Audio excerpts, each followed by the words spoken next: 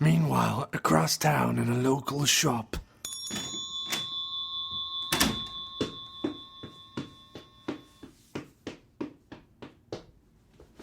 Hello, I'd like a pack of Camels, please. And how many camels would comprise a packet, sir? Well, 20, of course. 20? How on earth do you get 20 camels in a packet? I've seen 20 wasps in an envelope. My cousin Jeff keeps jam jars with frogs in them, but I can't visualize a packet big enough to fit 20 camels in. Other shops sell this, you say? Well, of course, Camels are cigarettes. Oh, no, sir, I think you're mistaken. Camels are animals. They live in the desert and carry around blancmange in their two semicircular back mounds. No, sir. Camels are a brand of cigarette. I imagine it would take quite a long time to brand a camel with a cigarette. I imagine they wouldn't stay still for long. Have you seen those things charge? A herd of camels can take out 15 wayfish, lank-haired teenage goth metal fanatics in the blink of an eye, I can tell you. Yeah, very funny. Can you hurry up and give me my bloody smokes? I have a bus to catch. Oh dear, who's going to be throwing a bus at you? I hardly think you'll be able to catch it with those weedy-looking appendages. May I suggest some sort of net? Oh, for fuck's sake. Ow! Oh! What was that for? All I wanted was some cigarettes, and you had to go and be some sort of smartass. I have you know, I make sure my arse, or bottom as I prefer, is kept very trim and proper, thank you. I am a smartass indeed, and I would kindly ask you to vacate my premises before I call the constabulary. Your brand of nihilistic hooliganism will not wash round here, young fella, my lad. Christ!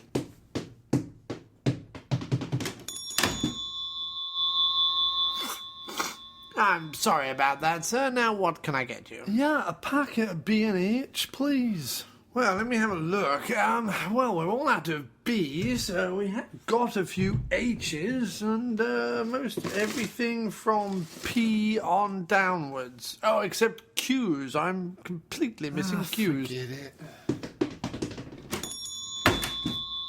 Oh dear, I'm not doing very well today, am I? Most odd.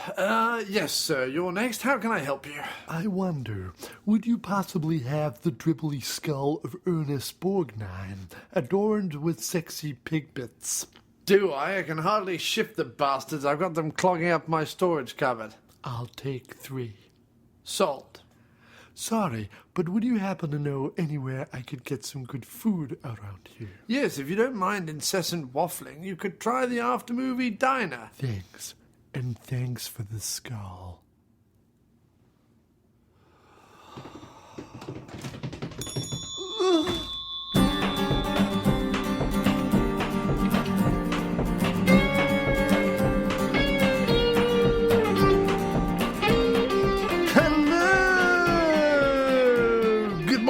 Good evening, good lunchtime, goodbye, and welcome to the After-Movie Diner, Pyros and Pirouettes. Today, we have an absolutely fantastic episode for you. In fact, we're very excited. I've had my buttocks polished specially for the occasion as we're going to present to you now an audio clip from a brand new independent film. It premiered earlier this year in the Cannes Film Festival, where it was awarded a standing ovation for its trouble and a pair of brass plums. It's some sort of award they give out there. It's called Breaking Glass. It's by the Dutch filmmaker Herge Splurgensen. So please enjoy this clip from Breaking Glass, Cannes Film Festival, Plums. Here we go.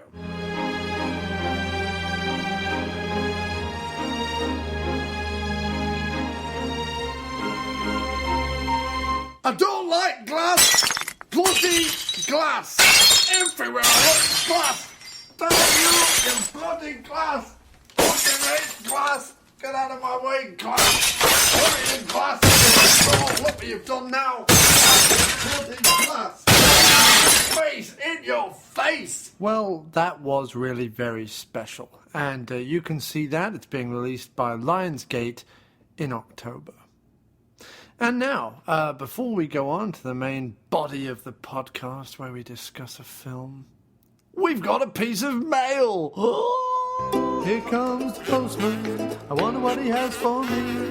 There's something in his big brown sack, I wonder what could it be. Well, I hope the bills it lacks and instead brings me some listener feedback, or maybe, just maybe, a big bag of crack.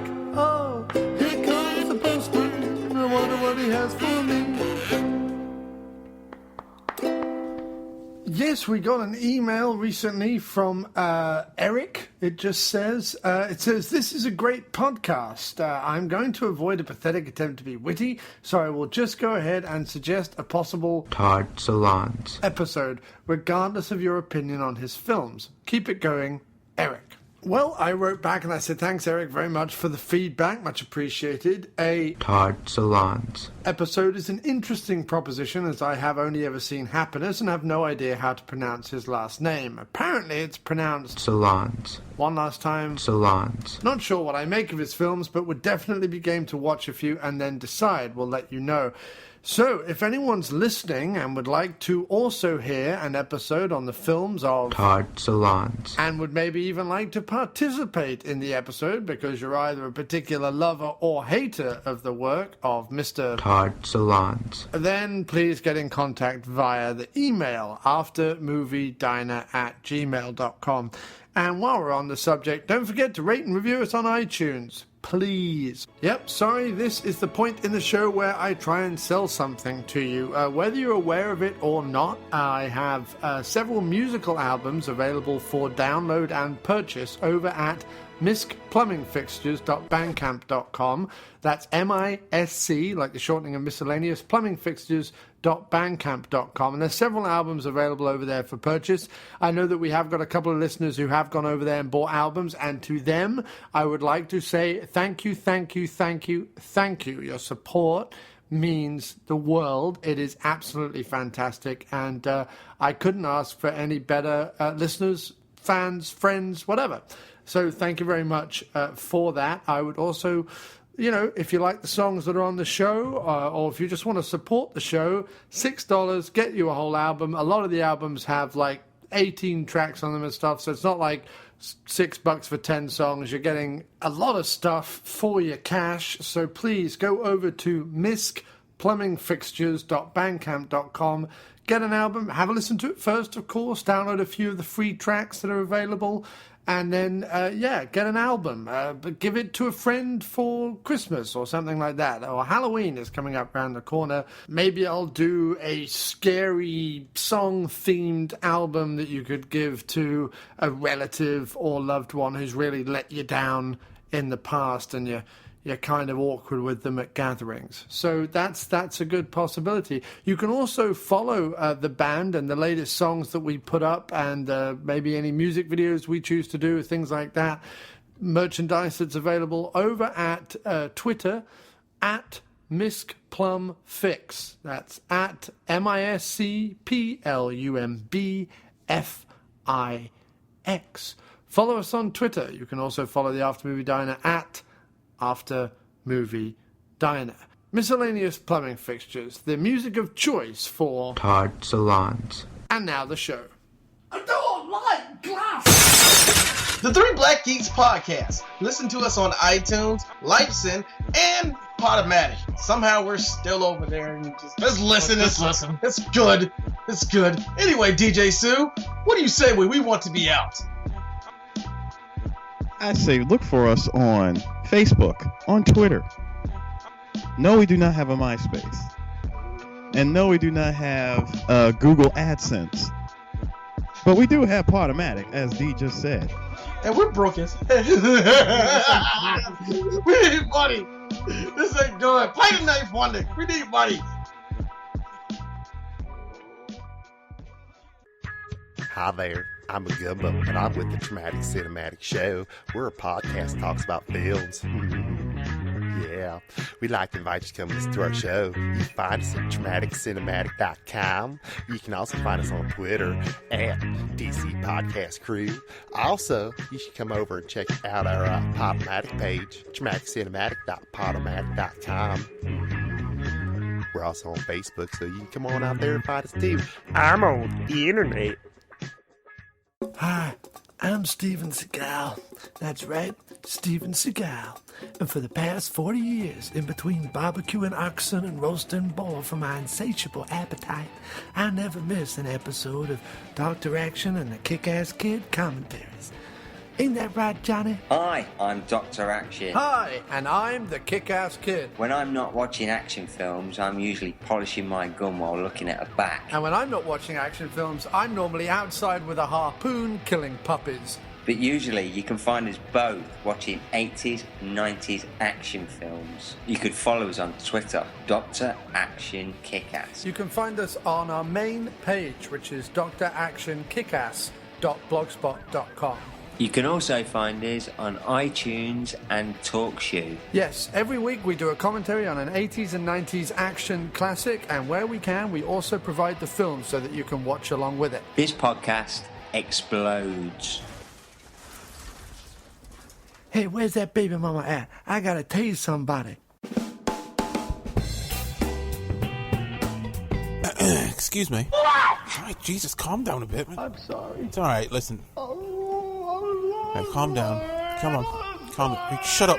You shut up! Okay, right, let's start again. I want to tell you about a podcast. Okay. It's called Wafoo FM, and it's the resident podcast of a blog, also called Wafoo. What the hell does that mean? Wafoo, that's not important. Why? Because it's not. Okay. The show is packed full of movie discussions, news, reviews, all sorts of good stuff. Would you like to come over to the blog and maybe check it out? Yes, I would. Lovely. You can find the show at Wafoo1, that's WAFU, the number 1.wordpress.com. Or find us on Facebook at facebook.com/Wafoo blog. Okay? Okay. Excellent. Okay. Shut up. I'm sorry. Ready, guys? Yes. What would you like then? Okay, I want an omelet with broccoli, goat cheese, and avocado. And french fries. Toast, white, whole wheat, right? White. Yeah, can I get the avocado, turkey breast, and Swiss omelette? Can I get that with french fries, side of brown gravy, and my toast will be rye. Anything to drink? Nope, I'm good like that. Did you want a coffee or something? No, I'm okay. All right, well, hello again, and welcome to this, which is a very special After Movie Diner episode, as it is one of our first episodes that are going to take place after a specific press screening. So we are going to have the early scoop on a movie that is coming out later this year. You've got the information, so tell us, when is it going to be released? September 20th of this year. And it's going on to VOD with video on demand on August 20th. So we've got this almost a month in advance, 3 weeks in advance, before it's going to go on video demand across the country. And that is for the movie A Single Shot.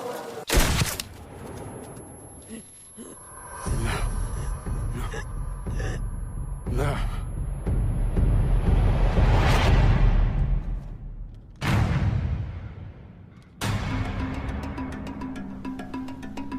I got something important to tell you about our future. Not a good time.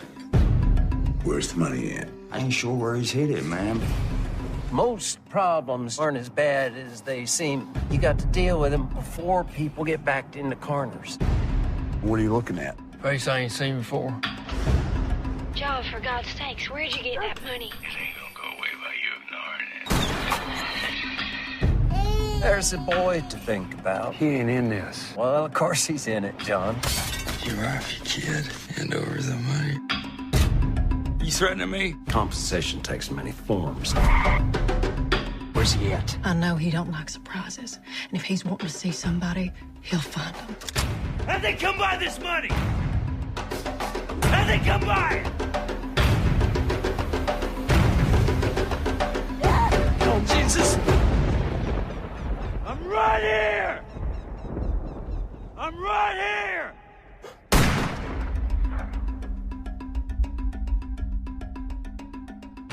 And with me, joining me for this special screening, it is Dr.Fiona Frankis. Say hello.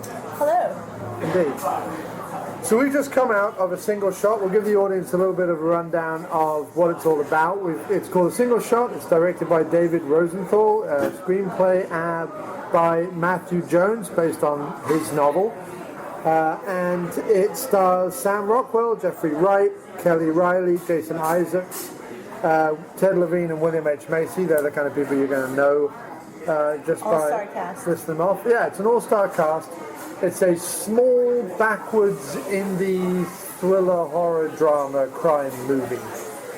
And it kind of in the vein of A Simple Plan or Shallow Grave or No Country for Old Men.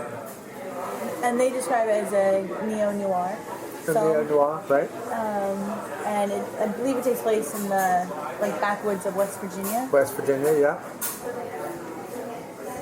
Has that sort of Winter's Bone vibe look to it as well. Right, I'm starting to think I'm getting to know the people of that region, right. So just run down quickly the basic setup without giving too much away.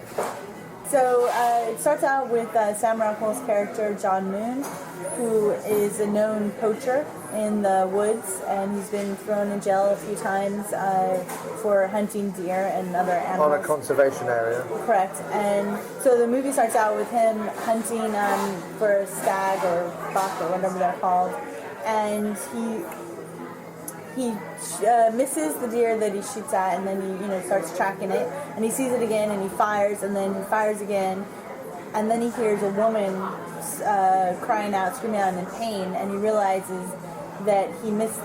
I'm not quite sure. Maybe he did hit the deer, but in any way, he also hit this woman. He's kind of being reckless because he wasn't hunting with a scoped rifle, which he also had later on in the film. He was hunting with just sort of a buckshot shotgun type thing, right? Yeah, the funny enough, the way he was hunting, it felt a bit clumsy to me as well. Yeah, reckless and clumsy. He didn't really I thought that too. Like, he didn't seem to be a pro at it yet. Although you do realize his character was a farmer. You learn that. Yeah, his character grew up on a farm. He's clearly handy with tools. You see his garage a couple of times in the movie, and it's filled with variety of tools and things that any kind of woodsman, hunter, farmer would have. He kind of lives in it's a static trailer, isn't it? It's like a static, sort of a cobbled together home. It's not quite a proper foundation home. It's like a cabin come trailer type thing, right? With a tin roof, so it's really pretty when it rains. You hear the... Right. But that's where I was going. We'll discuss the sound in the film, I guess, a bit later on. But as far as the plot goes, he shoots out a deer and he hits a woman and kills her. Yeah. And when he finds a campsite. Dies, and so then for some reason, he decides to drag her body to her campsite. I'm not exactly sure why he does that, other than I know he's afraid of, what will happen when he's, already doing something illegal by poaching on this land. And when he takes her back to her campsite, he rummages through to find out who she is, and stumbles upon a large sum of money. And so he takes the money, he leaves her at her campsite, tucked away, and he then... Her campsite is built out of an upturned truck, and he puts her in one of the containers that like the a truck dump was truck. hauling. Right. So anyway, the bed of a dump truck basically overturned. So then he gets back into town, and we find out that his wife they're separated. She's moved out. She wants a divorce. He doesn't want to divorce her. They have a young son, and so you're wondering what he's going to do with this money, and then you see that he goes to hire an attorney to stop the divorce proceedings from happening, and he pays the attorney with what was it, $600-700? He's just saying, can you extend the divorce proceedings? So, because the thing is that Sam Rockwell's character, when he gets hold of this money, his first thought is not, I'm going to buy a big house or a boat or a car or whatever. His first thought is, I'm going to get my family back. And basically, he could have even claimed the whole thing as an accident to the police if he was hunting on legitimate, designated hunting land, and this woman was in the wrong place at the wrong time. As it is, he was hunting on conservation land. The woman never expected to get shot at. So whatever he does, he's kind of stuck. He can't admit that he's done the shooting, but... I agree. As you learn later that he's already been arrested several times for hunting on that land, you realize that he doesn't have... he's pretty much going to go to jail. Yeah, whatever he does. Even if they do consider it an accident. Yeah. Until you realize he does. But the funniest part about the film, though, is that doesn't seem to be the high priority of, oh no, you know, the cops are going to be beating down my door and figure out I shot someone, it seems to... that's never heightened enough. Like, you know, all these, as the film moves on, more bodies start piling up. You know, we don't need to, I guess, go into who yet. Well, basically, the people who, you know, there are some other people. But other bodies are piling up, and he always is around at the time. Like many of these films, there are obviously other parties looking for the money, and one of the plot lines of the movie is revealing who those people are throughout the film. That's one of the strands. The other strand is obviously these people are going to come after him. They're going to threaten his family, and threaten the life that could be, and a bunch of other stuff. So that is sort of the driving motivation behind it. As for why he doesn't go to the cops, well, you know, the lawyer played by William H Macy with he's clearly had a stroke or something, because the left-hand side of his body is sort of crippled or handicapped, and he is bald and wears a very obvious wig. Toupee. But the attorney says to me, is there something else we should talk about? Have you got into more trouble hunting on that conservation land again? You know, one more strike doing that, you'll be in jail. So I suppose that's meant to fill in the fact that he doesn't go straight to the cops. And then later in the film, you realize that he did, you know, he didn't actually need the money to move on with his life or to have a better life, because there were opportunities. We found out that the farmer who bought the farm he used to work with his parents was now offering him a job on that farm, and the daughter of that farmer was offering, you know, to help him with profit sharing so that he could eventually own a piece of the farm. She seemed to, you know, have a crush on him and want to, you know. So you realize in the film, actually, he didn't need this money whatsoever. It turns out, for me, funny enough, I was more worried about not who's going to track down the money or what's he going to do with the money. I was more worried about how he's going to explain all these dead bodies that keep piling up, because he seems to always be around, or there's witnesses to him being around, or there's, you know, fingerprints or something to every person that dies. I believe. I'd have to rethink that, but I think so. So in other words, I'm more concerned about how's he going to get away with not being, you know, but with the law not coming after him. However, that didn't seem to be much of a plot in this film. Plot point. No, I think that the way it was set up was that we meet Sam Rockwell, you know, and he's breaking the law, hunting on this conservation land. He shoots the woman, he finds the money, and seemingly, although obviously, you know, he throws up after killing her, and he sort of seems a little thrown by it and upset by it and whatever, ultimately he does take the money and go home and, you know, starts to preserve his own interests. So at the very beginning of the movie, you're meant to think that he's, you know, a bit of a loser, his wife wants to divorce him, and all this stuff. But then the rest of the movie, because he is, I mean, Sam Rockwell is this film. Every other named actor that we mentioned is in it for the briefest of times. Sam Rockwell is the character you follow for 90% of the film. And the rest of the film seems very intent on, or very focused on, trying to make sure the audience realize, you know what, the loser you met in the first act is not a loser at all.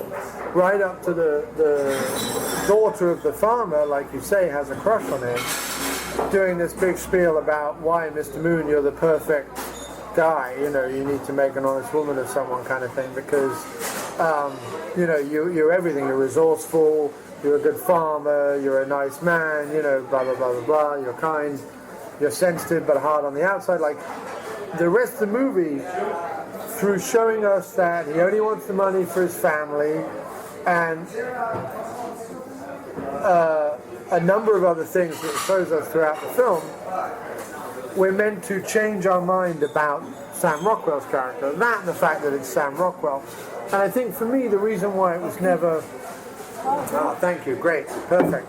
The broccoli was yours, right? With Yes. broccoli. Thank you. That's great. That looks lovely. Thank you. White and red. Enjoy Perfect. this. Great. Thank you. I think the problem with the movie was it never, for me, successfully convince me that he was any better than any of the other people involved in this plot.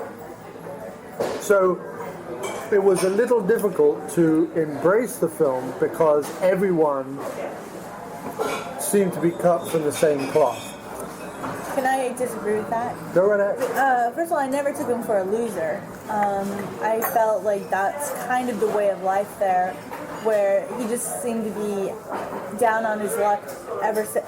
I took him to be a proud man. He was a farm boy his whole life, and when the farm got taken away from him and his parents, all he wanted to do was get back into that, and he didn't want to take these other, factory jobs or mining jobs or whatever, whatever jobs that, the canneries or whatever they said he was trying. He wanted to get back into farming, however, he didn't want to work someone else's land. So he was just kind of going through a pivotal point in his life where his way of life was taken from him, and he wasn't. He was coming to terms with what he was going to do about that when we enter into seeing him for the first time, when we first meet this character. Obviously, his wife didn't want to wait around because they had a young son, and yada yada. However, also, I actually did like his character. Like, he is a good person.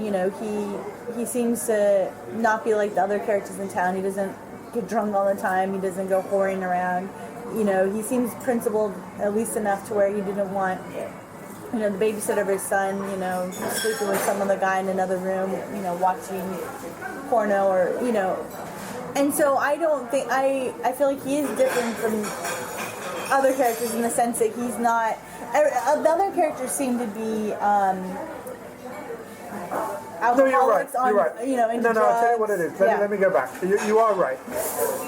I mean, the movie does make you see throughout the film that, Sam Rockwell is just a guy who's at the wrong place at the wrong time. Right. All the time. And that's actually really funny and true. All the time. Like, right. This guy couldn't have worse luck. Honestly.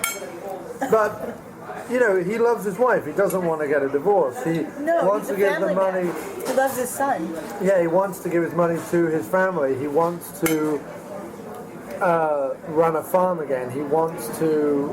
And I just think it's really cool that he actually, you find out later in the film, that he does have an opportunity to bounce back. Right.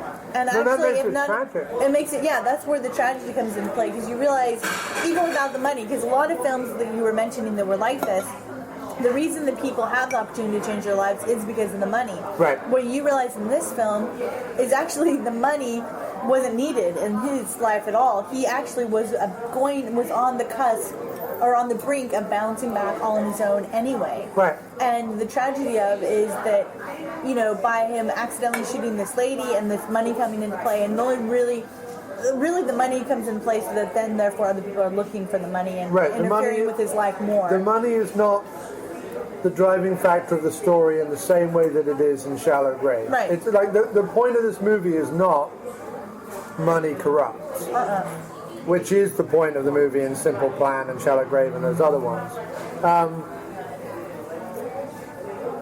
This is more akin to a No Country for Old Men, but without the sort of serial killer or the cop figure. This movie is it's definitely cut from, it is Winter's Bone as if directed by the Coen brothers. It's definitely got that vibe to it. And what's great is I really enjoyed seeing that way of life. Right. And I felt like you did get to know the town and the characters in it. The guy that owns the diner, I forgot his name. In one scene, he seemed to not like, Sam Rockwell's character, John Moon.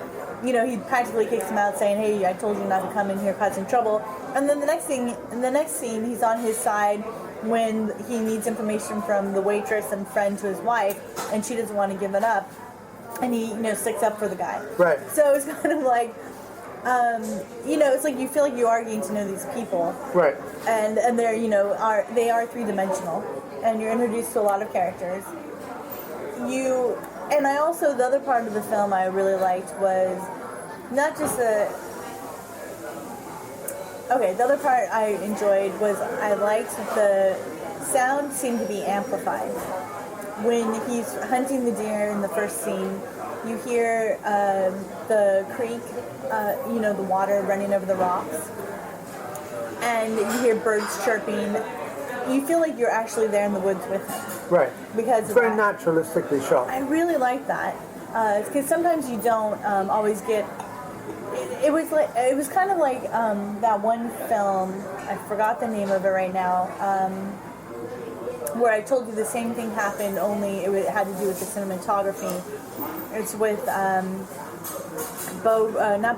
Jeff Bridges, and he's a singer. Down on his luck in Colinford. Crazy Heart. Crazy Heart.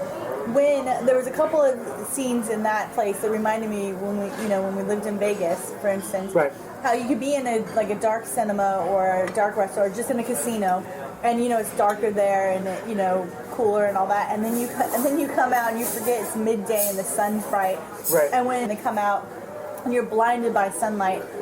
And you're like, wow, I've experienced that before, and I love those kind of things in that film. Sure. And that's what I liked about this film is I felt like I was walking through the woods with him. Right. Or when I said, his trailer or home or makeshift, whatever you want to call it, because I had a tin roof. Right. You get to hear all the little raindrops, or a metal roof, maybe it wasn't tin, but you hear the raindrops on the roof, and it's just so beautiful in that sense. Or you're like, oh, I can relate to this part of the film. Yeah. No, I mean, if we're going to talk technically briefly, the film is very beautiful, lit very nicely. The performances are across the board terrific. I mean, it's really, Rockwell is one of the producers, and I can only assume, because I have to say, when I came out of it, the first thing that did not strike me or did not interest me at all particularly was the plot. It seemed to be one of those things where if you read the script, you'd be like, why would you want to make this? But clearly, if you're an actor of the caliber of the people who are in this movie, and there's not one person in this that that couldn't hold their own against any of the best actors in the world. They're all great. I think I think the script and the plot is almost secondary to the performances that they are given, and the performance of the director and the beautiful shots that he composes. I have an issue when cinematographers constantly shake the camera around. It wasn't throughout this whole movie. There was some very nice dolly shots, tracking shots, and tripod shots, but there was too many times where I was aware of the camera moving about the place. And I'm sure, stuff is shot on handheld for speed, it's shot on handheld to give dramatic tension to a scene and all the rest of it, but I think that it is a much more worthwhile skill and actually can benefit a movie of this kind, not every movie, but a movie of this kind, to almost shoot the whole thing on a tripod, on sticks, because everything else was giving you the tension, the performances, the music, the lighting, everything else. You didn't need the camera shaking, I felt. To be honest though, that is a very minor complaint. That is just something that I've seen in too many movies recently, and it is a unfortunate trait of the fact that cameras have become a lot easier to carry. I think that people need to remember that we have things like Steadicam. Yeah, great. That people have things like Steadicams. People need to remember that. But well, I thought the writer that wrote the screenplay and the novel, Matthew Jones. Right. What I liked a lot of his one-liners. I thought he had good dialogue. I mean, there were some places where, there's just one place where I thought the dialogue ran on with Jeffrey. What's his name? Jeffrey Wright's character. We'll get into that in a minute. But what I did like was there's certain elements of the dialogue that I thought were quite funny. When he's walking out of his wife's apartment and going into the parking lot to get back into his car, and the stranger in town played by Jason Isaacs. Says, do you know me? Or I forgot, I can't remember verbatim what he says, but basically I like their little interaction where he's like, what are you looking at, basically? And he's like, nothing, just a new face in town. He's like, are you sure that's all it is? And it's like, because everyone, the funny thing is, until you definitely know someone actually is involved in looking for this money, you're not sure if he's being paranoid but everyone, it seems, it's a town of shady. But it's almost like he's less paranoid than everybody else in town. Like everyone else in town, even his friend, like, they'll ask questions or they'll say things where you're like, they must be in on something because why are they, pushing this issue or, which is kind of, funny, helpful hints. But he did come up with some great, I guess not one-liners, but he was really good at the dialogue, I thought, in particular. I think my problem with the first time seeing it was constantly trying to second guess and be like, okay, I've seen these films before, how's this one going to play out? And unfortunately, that's a byproduct of the fact that the plot is very familiar. And even the setting, while it was done very well here, and it was a good cast of characters, and like you say, they had good dialogue, very sort of literary dialogue. Like the script wasn't afraid to be almost like a play or like a novel. The sad byproduct of it is that you're not, while you are taking in the performances, I was also getting caught up with, okay, but what's going to happen next? So when Jeffrey Wright comes in, he, later in the movie has this speech that's sort of very, very important and kind of is meant to be not quite the twist, but like it's certainly a reveal. It's so buried beneath this performance, and it's so time-consuming because there's like long pauses in between each word, and he's getting very, very drunk while he's saying it, and he's staggering about, and there's stuff going on, and chewing tobacco, and there's all this other stuff going on where he's like methoding it up to the cheap seats, and it's fantastic to watch. I was also sat there going, oh, can we just tell me what's going on. I will admit, that was the one part where I actually tuned out a little bit. Right. And you had to tell me, because I missed the part that, I don't want to give it away, but because it is kind of it kind of sums up kind of reveals everything. But everyone in the movie is mumbling or chewing something or has a thick accent or has a beard or is drunk or, so because it's not dialogue heavy for sort of the first act of the movie, you don't have that time to like relax into the sounds. Because every line of dialogue is kind of important because it peppers plot points and story arcs and character motivations throughout the script. So you kind of have to be on point the moment a character starts talking. There isn't a lot of irrelevant dialogue. Like a lot of other movies will set the scene by having the characters talk about the weather or a football game they saw or whatever it is that's not relevant to the plot and really doesn't tell you anything more than, oh, these people are friends. But there wasn't that in this movie, so you had to, if your ears aren't tuned to that kind of mumbly West Virginia accent, it was difficult for me to kind of become engaged straight away. But, like I say, it looked beautiful and the performances were great, and it's definitely one that needs to be seen on that level. Then when you go back and start thinking about it after the movie like we are now, I think more of Sam Rockwell's character emerges the more you think about it. Like you see more. And that's what's so great about it. Right. There's a lot to analyze. Yeah, you see more of his goodness, you see more of his motivation, you see more of his passion and pride and integrity and intention after the movie. Like when you're in the movie, it's more about, okay, what's he doing? What's going to happen with the money? Who's going to show up next? It's more about the plot, which is a shame because the plot is not, a big part of actually what's good about this film. After the fact, you start looking at all the different characters, putting yourself in their position, you know, and that's where it got really interesting for us, I think. I agree. And with you, especially when you said all the performances were really, you know, well done. And like I said, the interactions between the characters were well done. And, no, but you say... you can explain that, you can tell that this writer, you know, is an excellent writer. And, you know, he had a pretty good plot. I just wouldn't... There was something missing. And, like, for instance, what I thought...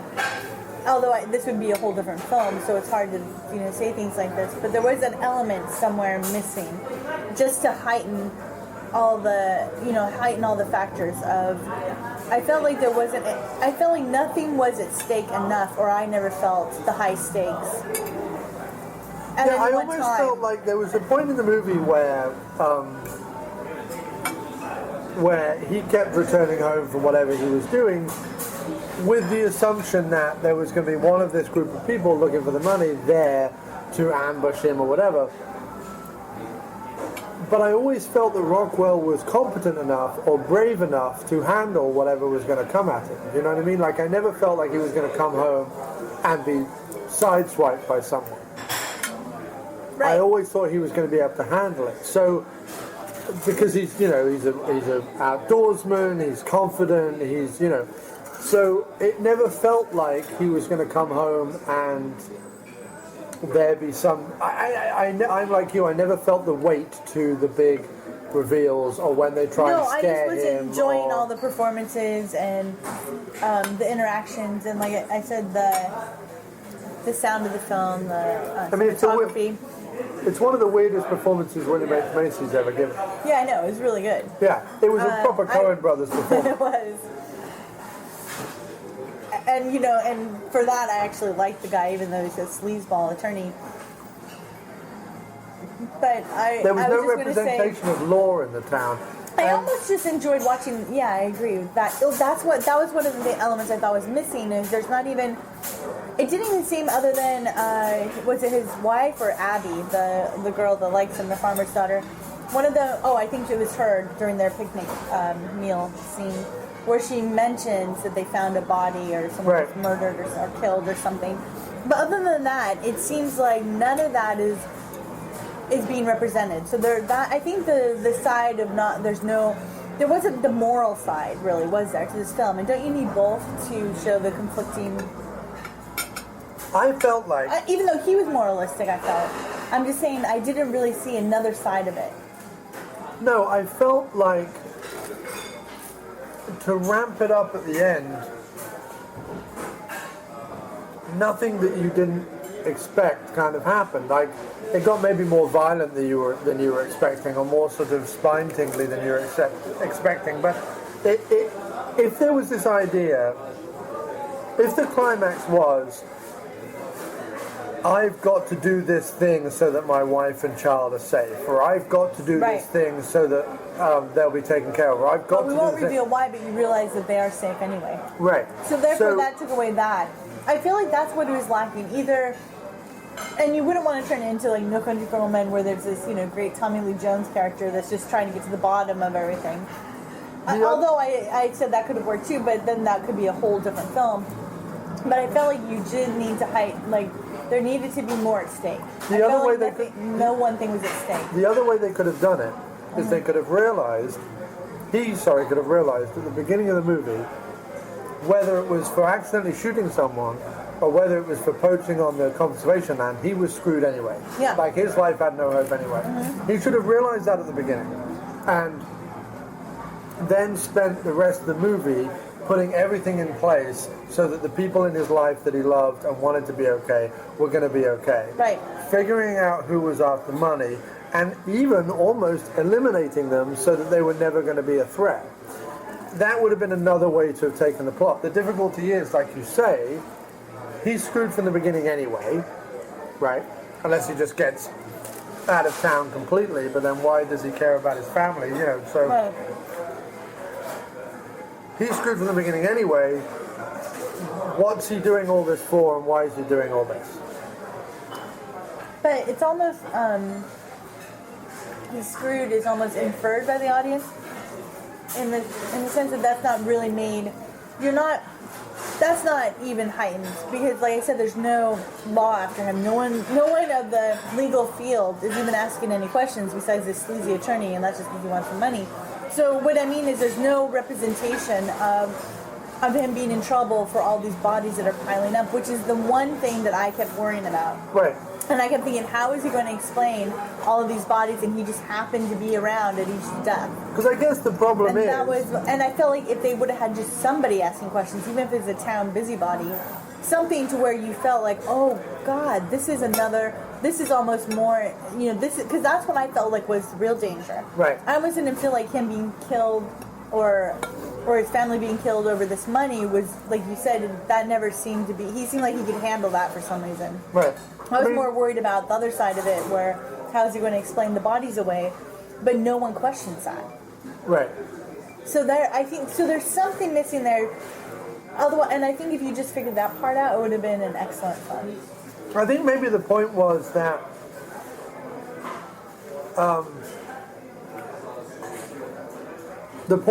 you were meant to think throughout the movie he could get away with this. Or I hope he gets away with this. Right. Whereas if you had the law constantly on his trail, you were like, well, he's never getting away from this. Okay. I think maybe the point was he could ride into the sunset either with his wife and kid or the farmer's daughter. I think that was meant to be your hope throughout the film. Okay. And the idea was, because I noticed that the other thing that was happening was that throughout the movie, and it was particularly noticeable in two driving scenes, where the camera racked focus from him driving to the woodland, mountain, trees, and everything behind him, like this wonderful nature photography. And the whole movie is filled and obsessed with the idea of nature and the trees and the woodland and the stuff. Right. Almost like the idea that the woodland is going to come in and swallow him up. Like it's almost advancing on him throughout the film. And it was very well done. But so I think maybe the idea was to feel like, he's going to get away with this, and then things keep happening that make you go, okay, he's just not going to ever get away with this anymore, right up to the very end. And I think that the movie's almost too beautiful and too slow and too well played for that to really work, you know what I mean? Mm-hmm. I think it could have worked if the movie was more like dun-dun-dun-dun, more like driving and pounding and more horrific maybe and more ratcheting I told you, up the it'd been really cool if he had more, John Rambo-like abilities for some reason. I don't know why. Well, then it would have been a whole other movie. I know, but all I mean is like in First Blood, in that film, how he's so resourceful and he really knows how to live in nature, the layout of the land, that kind of stuff. I wish that, because for some reason, like we said in the beginning, he kind of felt a bit clumsy to it all. Right. Even though he's supposed to be... I don't think he was meant to be clumsy. I think he was meant to be lazy, lackluster. He was just like, just another morning, I'm going to get up, I'm going to kill a deer, I'm going to feed it. I felt like at the beginning, the reason why I thought he felt a bit loserish at the beginning was it felt like he'd kind of just given up on life. His appearance denotes he's kind of given up on life. When his wife shows up at the house, he kind of says, look, it's all gone to shit since you left, kind of thing. So, that's why I think maybe the other metaphor, and I just thought of this about his character, but actually, you can't see the wood for the trees. Mm-hmm. That's another thing that is throughout this movie. The idea that if he could just see the clear path, you know what I mean? But he's become so driven by, like you say, this loss of pride because his family lost the farm, because his father, obviously got into some bad debt or whatever it was. Right. So his life's been taken away from him. The few jobs he tried to do to keep his family together obviously constantly fell apart because his heart wasn't into it. And so he slowly lost the plot and respect and strength and honor and all this stuff. Right down to his appearance being, the typical shambolic Sam Rockwell spiky Right, because hair during and one beard. of the flashbacks we see that he's clean-shaven. He used to be clean-shaven and more handsome and all the rest of it. So it's this idea that he's made this terrible bed that he's having to lie in. And the glimmer of hope that is around him is being snuffed out by this one mistake he's made. Right. And, the thing is all that is really good and really excites me. Like the idea of, oh yeah, can't see the wood for the trees, and that's a metaphor for this, and this is similar to that, and whatever. That gets all very exciting. The trouble is watching the movie for the first time, none of that comes across. It's only in the discussion afterwards that I've even thought about it. So, and because it would seem to be, I think the director describes it as like a neo-noir kind of film. The lighting was always like kind of gray and cloudy, and you had a lot of contrast in the film. Oh, and it's very evocative. Yes, and I thought that really added to the mood of the film. Right. So I feel like there's so many great elements to it, and therefore it was enjoyable just to watch. I mean, Right. I was enjoying every moment of it. It's just when you leave and you're trying to figure out how you felt, and you kind of, I guess that moodiness keeps going on, and you didn't feel, and I won't explain how it ends because I'd ruin it for people, but the way when it ends, you're still kind of, the closure, it doesn't really end. Like you just kind of feel, Right. Like one lady in the audience actually said, like, but the ending is a parallel for his whole life. Right, that's true. Well, and the ending was a metaphor as well. However, the ending is an image that is a metaphor for how we find him at the beginning of the movie, but also how we find him once all this other stuff that takes place in the movie. Like, that's what I'm saying, is that I would definitely suggest... So is it also a metaphor for, when times get tough or when you have bad luck, as you could say? Right. Are you going to lay down and die, give Or up? are you going right. to, like, Pride comes before a fall. Right, so... Was that something as well? Yes, I'm not quite sure. I think you could read a lot into the movie. What I would say to people, and I don't know if this is even possible for people to do, because, and this is what I was trying to get at earlier. I'm so glad we kept talking because all this has come to mind. What I was trying to say earlier was that as you watch the movie, people's tendency is to be like, oh, where is this plot going? And I almost want to say to people, when you watch the movie, don't focus on the plot. Focus on the character. Focus on the it's more of a character study. Yes, isn't it? definitely more of a character study. Yeah. And the fact that there's money and dead bodies and all the rest of it is kind of secondary, almost thirdly. It's like it's not really ultimately what the movie's about at all. No, it really isn't actually. And it really is just about him, isn't it? Yeah. It's all about him. We never get to know any of the other characters. Because you see the hope that they're, like you said, of, oh, wow, his life can go off in this direction. Right. That's going to be amazing. That will, that actually might even be a better future than where he's headed anyway. Right. And but he won't see that either. And he also is living in the past and, instead of seeing, looking to the future. Well, yeah, one of the characters even says to him, if you... I almost feel like I'm getting the movie more now, sat here 2 hours later, than when I was sat in the movie. But that's maybe just because I'm stupid. All I know is when you asked me what I thought, I did leave saying I liked it. Yeah. There's a reason why they made the movie, and the reason is not what's he going to do with the bag of money. No, like I said, in fact, the bag of money actually has hardly anything to do with it.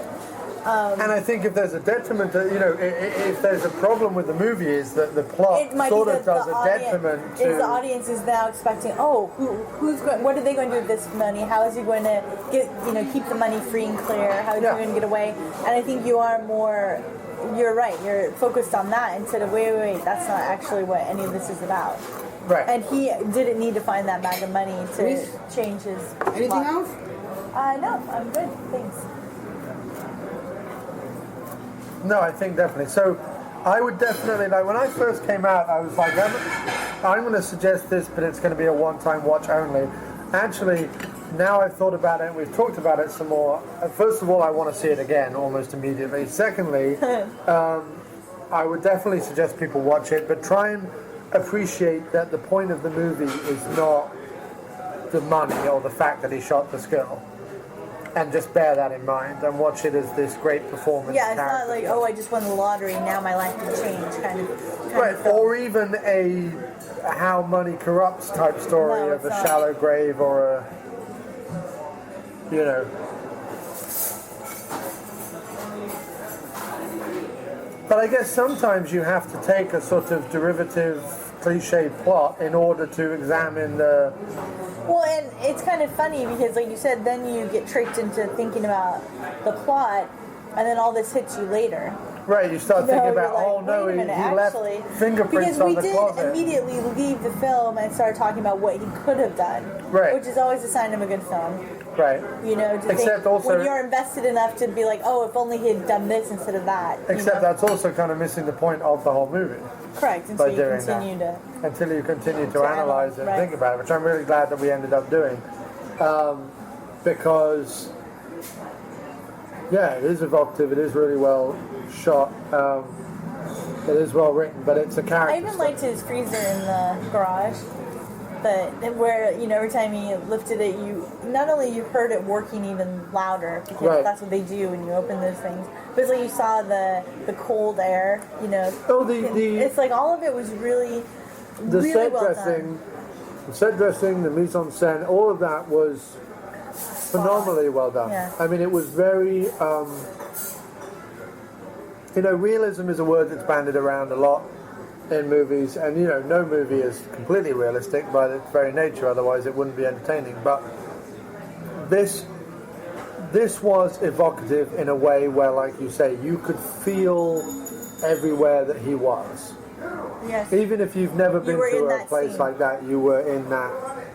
And when he first dragged the girl's dead body, you know, to her campsite, and when he's getting ready to leave, and you saw those birds, you know, flying by, and you're like, so you're looking up at the sky, and it's just like all that seems like symbolism now. And a plane flew over. Yeah.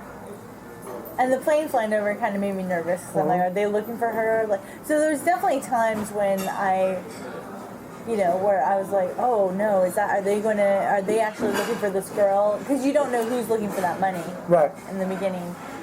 I'm just not sure. I'm just not sure how successful it was tying itself to that plot. That's the only sticking point I have in my head, I think. Okay. Well, I guess we'll see. We'll see how successful it is. Right. It's just amazing, like you said, that every performance was excellent. Yeah, it was great. It was really good. Lots of mumbling, lots of tobacco chewing. Lots of almost southern accents. And I like that they even had containers to spit into the tobacco, or, you know, like an old cup, as you do, you know. Right. Right. Even the guy in the... I mean, everything felt authentic. That's the word. Very authentic. That's the word. Everything felt authentic. Mm-hmm. You never got the feeling that... In fact, he takes several showers in the movie, or it's indicated that he's taking several showers in the movie, but you never feel like they ever get clean. Right. Which seems like that setting. Right. Yeah, definitely. Or that would even be mentioned. It seems like they thought of everything. Right. Definitely. No, it was good. I'll give it a good. Good. Definitely worthwhile. You know, I made the mistake of coming out of the movie and going, it was great and everything, but why would you make that movie? Yeah, you're comparing it to the wrong films. But now I know why you would make this movie. And also the films you're comparing it to actually have nothing to do with this film. It was kind of a red herring to think that. I'm excited by the unless that is what the film was about, just the plot, and we've totally seen too much into it. That could have happened. I get pretentious around 10:10 at night.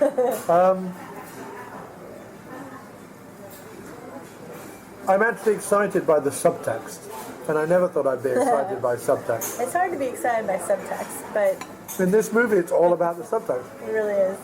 Which is probably why, Sam Rockwell even did it. Right. Because probably even in reading it, you would understand or you can analyze it a bit. No, the plot is something you put on the back of the DVD cover to make people go, oh, I want to see this. Yeah. And then when they watch it, they're like, oh, what was all that about? Yeah.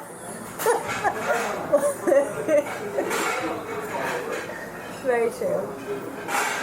But, no, I mean, it's maybe not one that you would throw in the machine every day of the week, but when you're feeling a bit more serious, a bit more poetic, a bit more artistic, dare I say, it would definitely be one I'd watch again. Any more things to say about it? I think we reviewed it. Okay. Well, look, thank you ever so much for being in the diner with us this evening, Dr. Fiona Frankis. Thank you for joining me on my first screening. People can catch this movie on theatrical release September 20th and on video on demand August 20th. I imagine when the theatrical comes around, it'll probably be a limited release if it's also going on demand. But either way, definitely check it out and support films of this nature. I agree. Excellent. Well, thank you very much. Check, please. Like the show? Well, you can find our complete podcast archive over at amdpodcast.blogspot.com or aftermoviediner.com. You can send us an email at aftermoviediner@gmail.com, tweet us at aftermoviediner, or follow us on Facebook at facebook.com/aftermoviediner. Or why not be a part of the show and leave us a voicemail over at speakpipe.com/aftermoviediner. You can also support the show a number of ways by spreading the word to family, friends and co-workers, by writing us a review over at iTunes or TalkShoe, by purchasing some excellent diner merchandise over at cafepress.com/aftermoviediner, by donating on our website, by advertising with our website, or maybe you're a regular Amazon user. If so, then before you make a purchase, go to amdpodcast.blogspot.com, aftermoviediner.blogspot.com, or aftermoviediner.com and click through the Amazon banner ads. It costs you nothing extra, but they throw us a few coins for the trouble. Or, like the movies we cover, then buy them over at our personal Amazon store, also on amdpodcast.blogspot.com. Really, thanks everybody for everything you continue to do, and please keep listening. You know, at the beginning of the show when I mentioned miscellaneous plumbing fixtures? Well, here's their new song. You've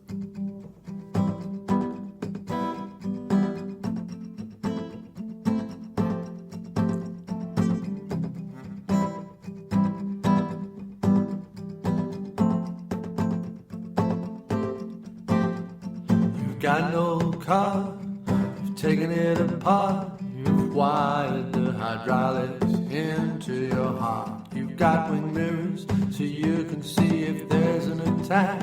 And because you never get tired of looking back, you got the wheels, you got the lights, the shining chrome. You got the wheels, you got the lights when you get home. Well, you're strapped on the roof, your tank is full, you no longer have to push, you got the power to pull. Your cigarette lighter burns a hole, there's a dead body in the trunk, under a skylight coal. You got the wheels, you got the lights, they're shining chrome. You got the wheels, you got the lights, you'll get home. Part machine, now it's done and I'm part machine.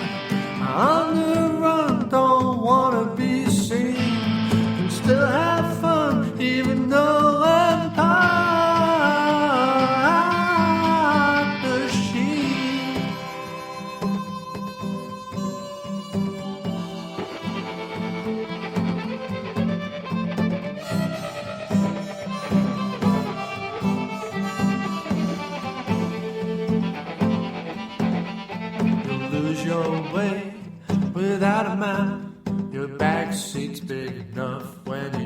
And now you've got more cup holders than any man really needs. If you got the strength, then to hell with speed. You got the wheels, you got the lights, the shining chrome.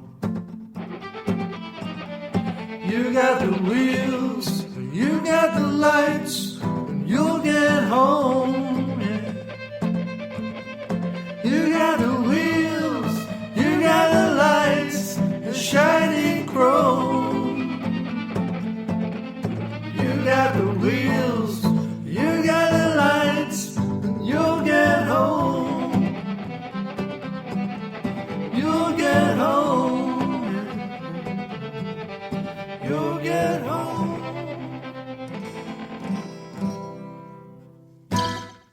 There are men, and then there are second unit podcast men.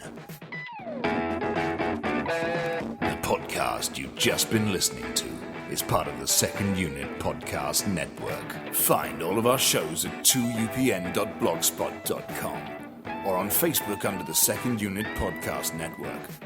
Our fantastic list of shows include Drunk on VHS, We Came from the Basement, No Budget Nightmares, The After Movie Diner, Dr. Action and the Kick-Ass Kid, and Bloodbaths and Boomsticks. Take one podcast into the shower. Don't be a blithering idiot, Alan. We can give you the multiple podcast cleansing system all in one place that your hair deserves. Our programming is available across all platforms, from iTunes to Podomatic, TalkShoe to Stitcher, so you have absolutely no excuse. Listen today, and a free naked person of your choice will be shipped from Thailand to your door in a matter of weeks. The Second Unit Podcast Network, bringing you the action and leaving the boring stuff to the other guys. Bloody hell, who does a girl have to blow around here to get a decent beverage?